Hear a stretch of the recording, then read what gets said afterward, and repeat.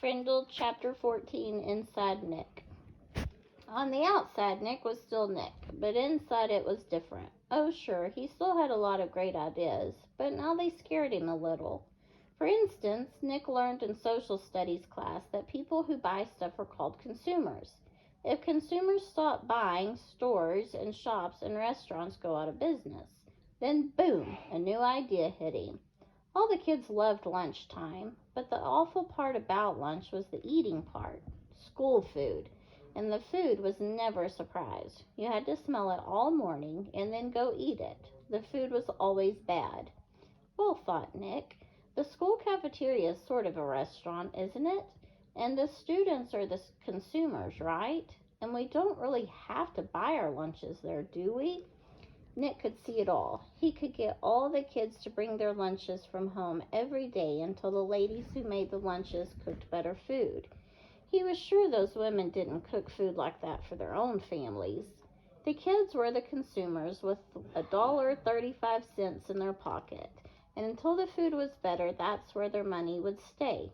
Great idea. Nick was sure it would work, but he got all excited about it.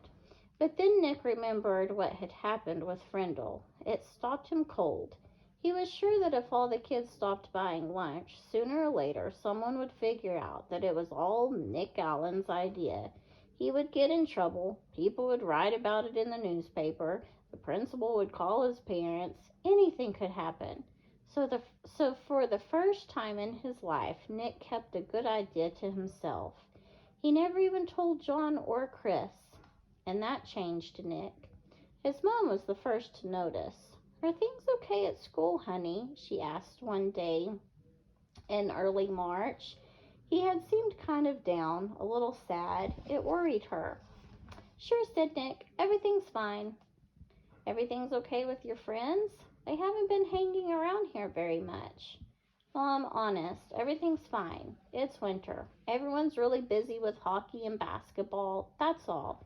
And Nick went to his room and shut the door. Mrs. Granger noticed the change, too. The clever little rascal who had looked her in the eye and said, "But I really didn't have a Frindle with me." That boy wasn't in her class anymore.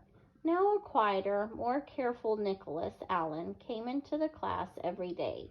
He did all his work perfectly, didn't speak unless she called on him, and didn't laugh and joke with his friends like he used to.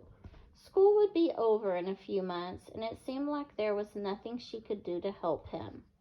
Toward the end of the year, Nick remembered the letter that Mrs. Granger had asked him to sign on the back when the Frindle business was just getting started.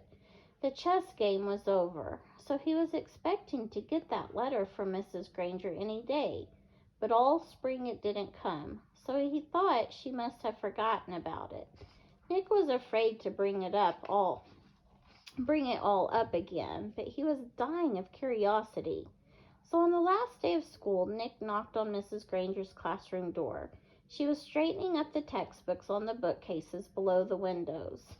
Without turning around, she sang out, "Come in." Nick said, "Hi, Mrs. Granger."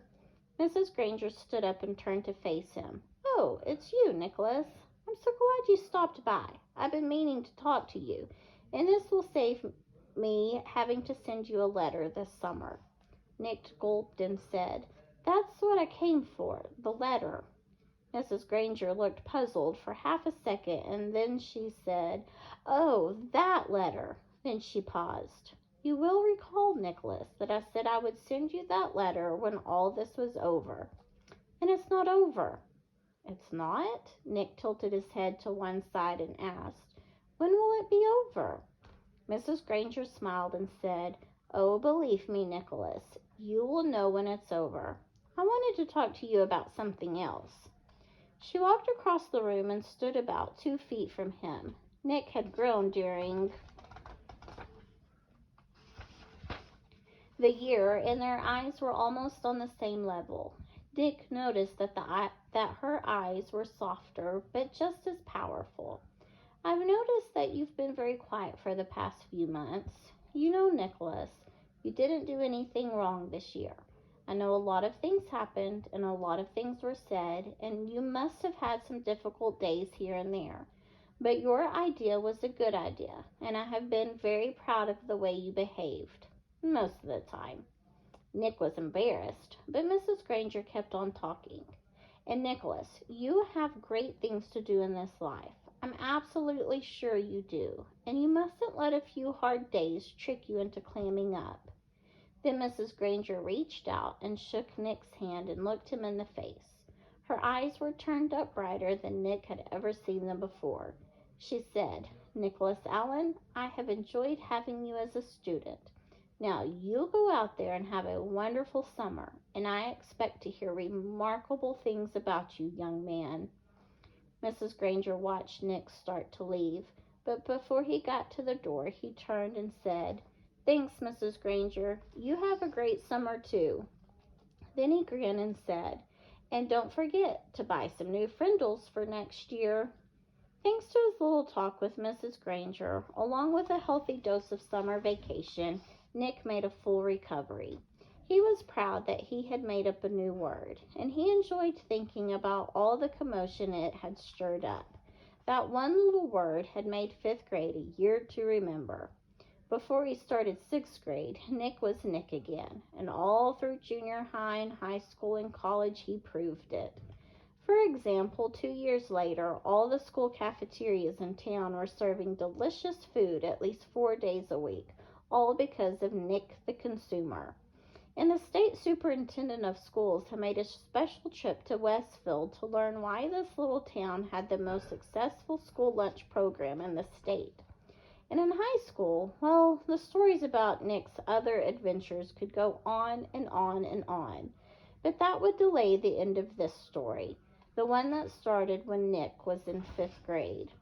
Because the end of the story came later, 10 years later.